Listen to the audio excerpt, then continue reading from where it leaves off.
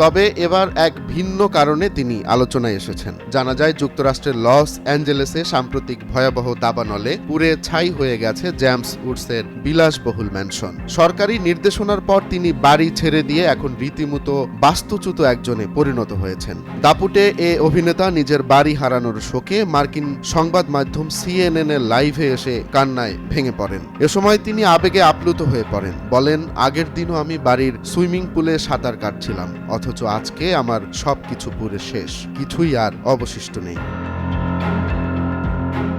উডসের সেই কান্নার ভিডিও মুহূর্তেই সামাজিক যোগাযোগ মাধ্যমে ভাইরাল হয়। ফিলিস্তিনের সমর্থকদের অনেকেই সেই ভিডিও শেয়ার করে লেখেন, অন্যের ক্ষতি চাইতে গিয়ে নিজেই এখন নিঃস্ব হলেন উডস।